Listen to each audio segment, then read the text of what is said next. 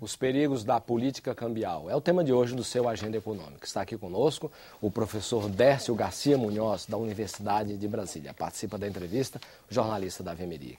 Professor Décio, aproveitando aí a pergunta do Davi, eu queria dar continuidade a essa questão do impacto da política do câmbio sobre o mercado da indústria local. Então, em 2003, a importação de automóveis, caminhões e ônibus representava apenas 7% do total das vendas desses produtos no Brasil. No segundo trimestre deste ano, esse número saltou para 17,8%. Segundo estimativas da Anfávia, o Brasil vai chegar ao final do ano de 2010 com uma importação de 650 mil veículos, perto de 20% das vendas nacionais, gerando um déficit no sistema automotivo, quer dizer, que o sistema compra e vende para o exterior, incluindo autopeças, de 5,7 bilhões de dólares da balança comercial. Isso é uma coisa preocupante? É preocupante. Sabe por que é preocupante? Porque a indústria automobilística é aquele setor que tem um grande efeito para frente e para trás na economia. Então, quando você produz um automóvel, você puxa a indústria metalúrgica, a indústria de artefatos de borracha, a indústria siderúrgica, a indústria de química, entendeu? Né? Materiais, produtos químicos. E serviços, né? O próximo bancário vem atrás sendo puxado. Serviço, ela tem um efeito brutal no restante da economia, entendeu? Assim, esse efeito para trás. O que significa que quando você traz um carro, você perde emprego de todo jeito. Só na distribuição que você pode não perder. Agora, o restante você perde emprego de todo jeito da economia. Quando você tem uma importação pequena, né, tudo bem. Agora, quando você está com uma importação nesses níveis, você imagina, né, você tem em 9 meses, você ter 6 bilhões de dólares, e na marcha que estão as coisas, 6 bilhões de dólares, na marcha que chegam as coisas, você vai chegar a uns 8, 9 bilhões de dólares de importações. De importações. É muita coisa isso aí. E só no setor. Só no setor. Isso significa o seguinte... E nem entrou no mercado, o chinês nem entrou ainda, o carro chinês. O carro chinês entrou pouco, mas a maior fábrica chinesa, se eu não me engano, é a Chery que está entrando agora, por exemplo. E quando entrar mesmo no mercado o carro chinês, aí vai piorar ainda. Vai pelo seguinte, porque eles mantêm um coeficiente de... O câmbio provoca um segundo problema. É que mesmo quando o sujeito vai fabricar aqui, ele fabrica com um coeficiente muito baixo de nacionalização. Ele tem que importar os componentes para sobreviver. Exatamente. E a indústria automobilística brasileira, como que ela faz para poder sobreviver? Tem que importar cada vez mais peças a dólar barato e não comprar da Autopeças brasileiras para eu poder montar um carro a preço barato. Outras áreas aí, professor. As importações de equipamentos médicos hospitalares atingiram 66,6% do total das aquisições feitas no Brasil. Os equipamentos de informática, 52,1%. Materiais eletrônicos e de comunicações, 50,1%. E o setor de máquinas, aparelhos e materiais elétricos, 31,4%. Nesses casos pontuais, funcionaria a criação de programas de incentivo a esses setores nacionais ou imposição de sobretaxas? O que você acha que poderia ser feito aí? Não, olha, para o câmbio você não tem solução assim. Você pode começar a botar remendo, de repente você está cheio de remendos e descobre que não tem jeito. Porque, veja bem, o que eu vou fazer? Eu vou subsidiar. Então vou dar crédito do BNDES a juros de 5%. Tal. Aí vem o OMC já cria um problema lá também. Não, mas também não há como eu possa fazer isso, porque com o câmbio tão valorizado, entendeu? O negócio é irresistível. O poder competitivo do produto estrangeiro, o chinês em especial, mas também de outros países, ele se torna tão grande. E outra coisa também, né? Eu perco aqui... E não perco só aqui, é que eles vão me tomando os mercados externos, porque eu perco competitividade externa. Então eu começo a reclamar, a China entrou aqui, entrou na Argentina. Não é que a China entrou na Argentina, é que a minha valorização vai tirando competitividade do meu produto, assim, né? De forma crescente. Ainda um país que tem ainda o custo do Brasil, quer dizer, com infraestrutura ruim, portos não modernos, né, defasados, quer dizer, isso se agrava ainda mais. Estradas, tudo estradas, isso. Né? Eu me lembro que quando falavam na privatização, falavam o seguinte, tem que privatizar porque o custo do Brasil é grande. Aí, privatiza, você tem custo do Brasil ainda. Veja bem, não existe nada que possa superar o custo câmbio. Ora, se eu falar, eu estou com 1,70 e R$2, digamos, R$2 razoável, não sei se é razoável, mas é 20% mais. Eu estou com o câmbio parado há quanto tempo? O câmbio de hoje é um câmbio de 15 anos atrás, quase. Para ver, é um absurdo. Ora, se eu tenho inflação ainda que pequena, ela vai elevando os custos internos. O dólar, o preço do dólar tem que acompanhar esse movimento, compensando Quer dizer, esse é o artificialismo que o senhor assinala, né? Você tem que ter um sistema que mantenha a paridade do poder de compra, porque você não pode ter, veja bem, você para produzir, para colocar uma fábrica, você corre um risco que é o risco de mercado. Será que eu vou vender, meu competidor vai ter um produto melhor, tal? O que não pode ter, de repente, é levar um tiro pelas costas, o que é? Puxa, eu fiz tudo direitinho, só que o dólar, em vez de estar a 2,50, está a 1,70. E aí eu quebrei. Então, a incerteza que você coloca no câmbio é que o sujeito nunca sabe, por mais eficiente que seja, ele nunca sabe se ele vai quebrar ou não, por causa desse componente. Aí o que eu falo? Eu tenho que ficar no mercado interno sem minha grande base. Bom, essa grande base ela precisa de investimentos governamentais que você não faz, porque não tem dinheiro. Todo vai para os juros. Você veja que hoje nós estamos gastando de juros em torno de 250 bilhões de reais de juros da dívida federal interna.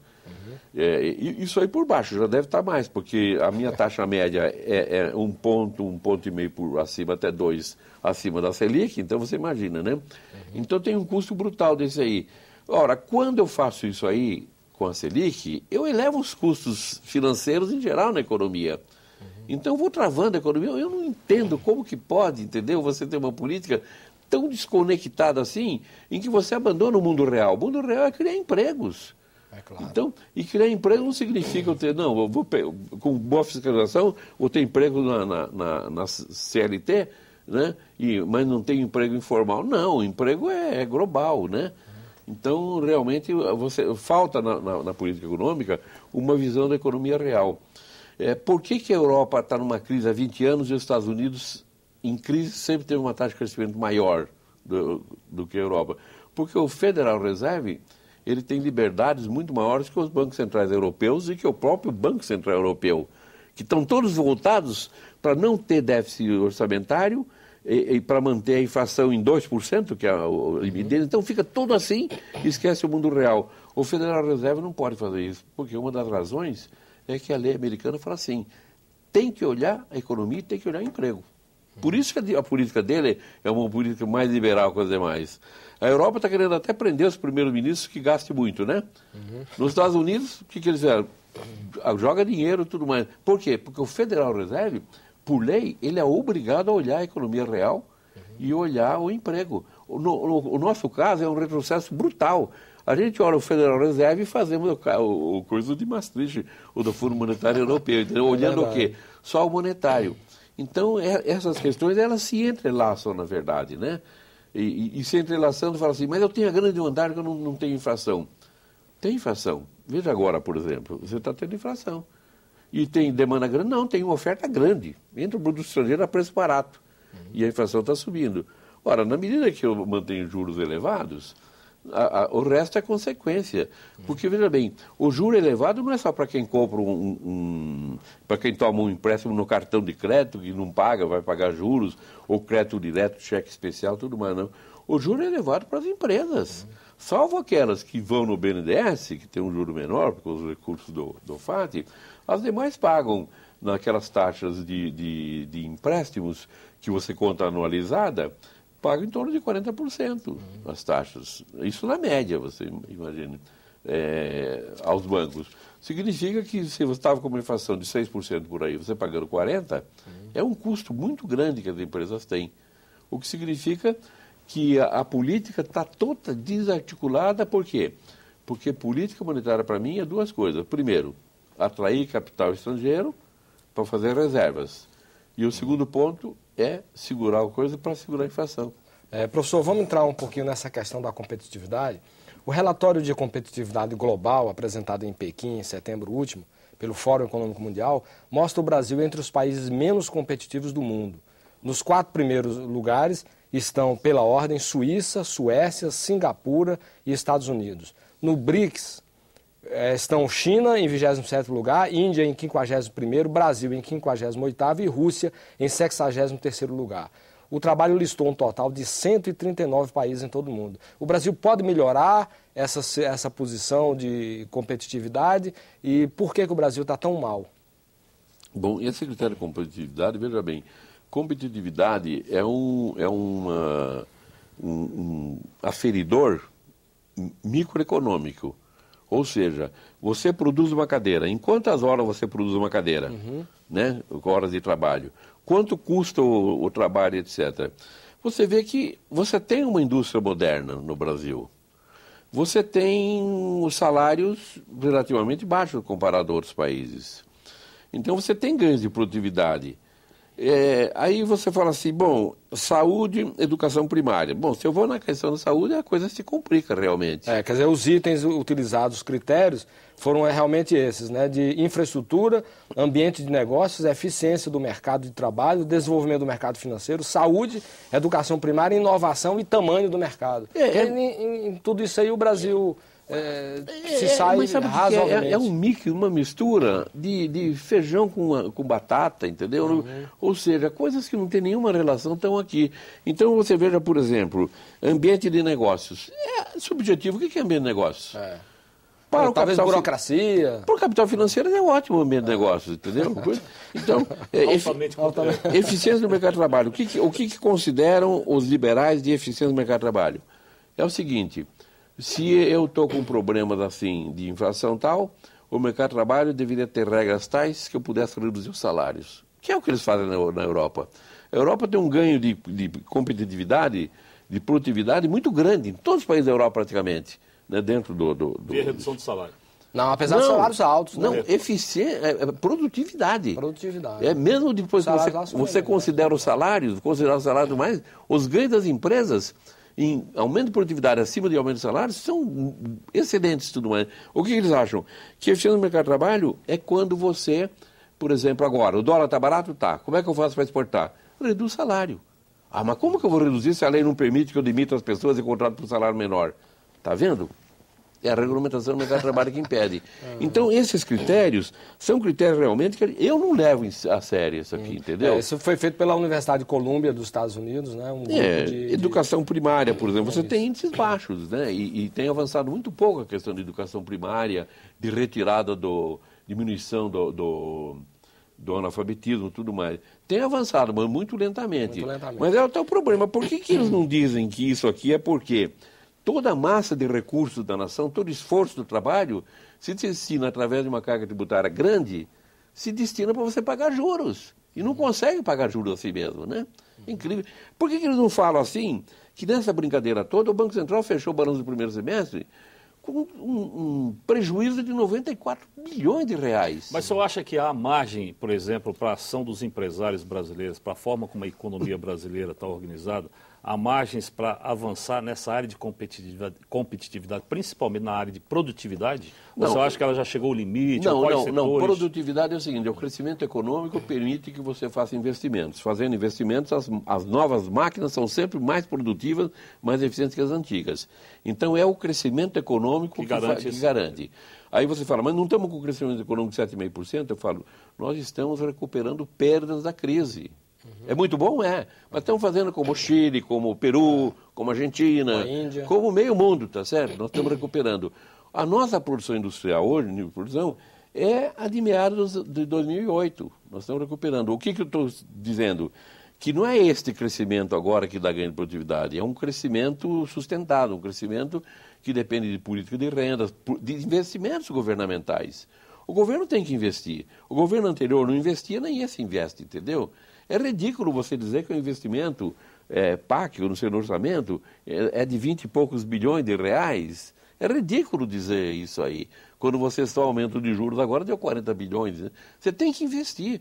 O governo tem que entrar como demandante. Você vê, eu tenho que ter um sistema de transporte eficiente que custa barato, entendeu? É investimento. Tem que ter um sistema de saúde, é investimento. Investimento que eu tenho, investimentos para eu construir alguma coisa, investimento para manter. Então, eu acho que, realmente, quando você gasta 250 bilhões de reais com juros. Sim, mas isso aí tem aquele argumento, você está pagando esses 250 bilhões porque você tomou emprestado. Para pagar juros. Para pagar juros. Toma emprestado para pagar juros. Paga juros e fica rolando. Aí fica e aumenta o juro e paga mais porque aumentou o juro. Então a economia virar em eficiência significa que eu tenho que ter um componente de demanda governamental aí, né? Assim. Então, para melhorar esses itens todos e manter um nível de demanda, a perda de salário desde o Plano Real, a perda de salário no PIB foi uma constante. Chegou a determinado momento, o IBGE mudou a metodologia, você não teve como comparar. Mas é incrível a perda da massa de salário na composição do PIB. Ora, o que é massa de salário? É o componente principal da demanda familiar. Então, eu não tenho a visão que tinha que ter, o que é estratégica. Não houve uma melhora da renda do trabalhador com essa migração das classes D e E para a classe C, o próprio efeito do Bolsa Família, que tirou não sei quantos milhões, 18 milhões de pessoas da linha de pobreza e tudo mais. Não houve uma melhora na massa salarial? Sabe que eu acho que depois das eleições a gente pode analisar isso aí com melhor. Sabe, porque eu pego, por exemplo, os dados do IBGE e verifico que o último dado disponível é setembro de 2009 e os salários são menores do que foram no passado, nos anos 90. Que foram anos de arroxo com o Plano Real. E verifico que os salários, a renda do trabalho, média, é menor. Entendeu?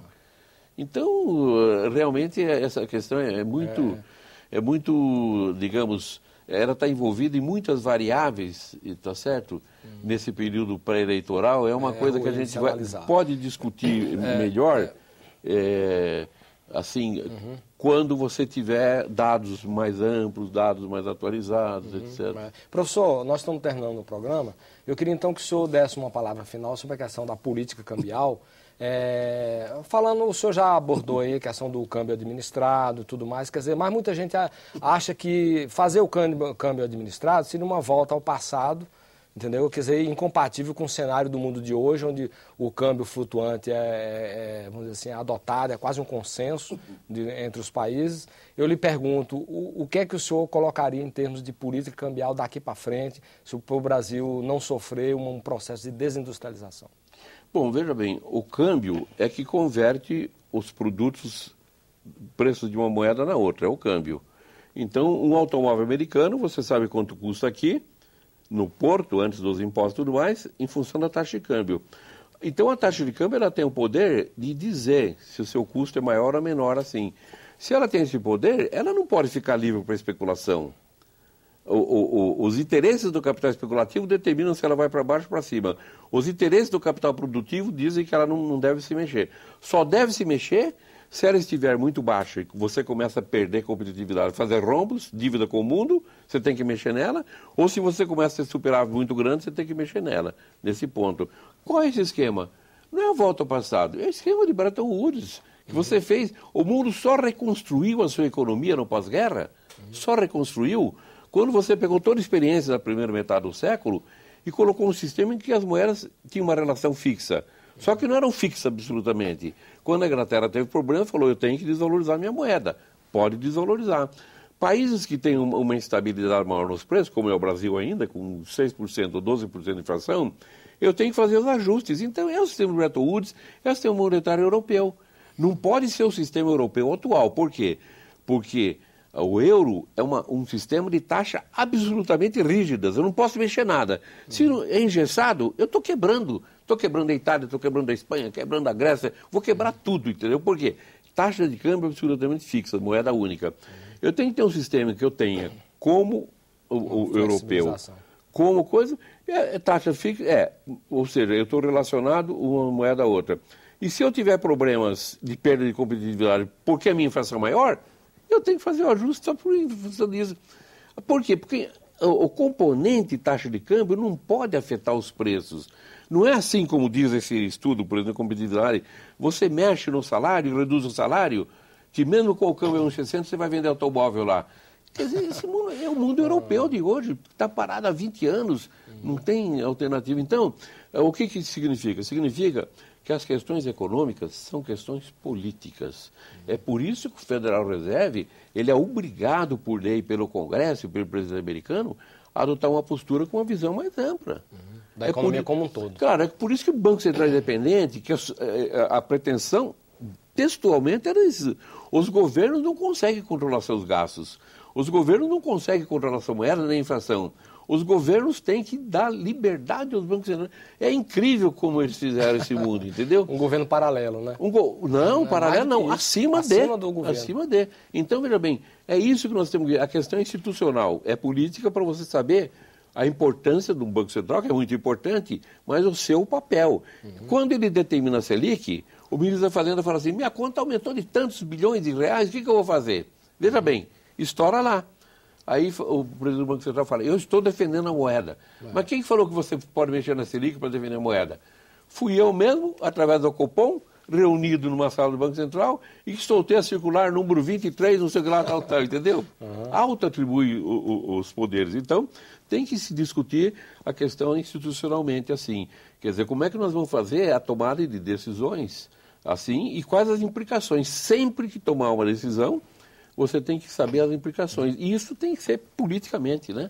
E o Agenda Econômica fica por aqui. Se você tiver críticas ou sugestões ao nosso programa, use o nosso portal www.senado.gov.br/TV. Você poderá também fazer cópia ou download deste e de outros programas da TV Senado. Nós agradecemos a entrevista e os esclarecimentos que nos foram prestados pelo professor Dércio Garcia Munhoz, da Universidade de Brasília, UNB. Agradecemos também a participação do jornalista Davi Meric. A você de casa que nos acompanhou, muitíssimo grato pela sua audiência. E até o próximo Agenda Econômica. Até lá.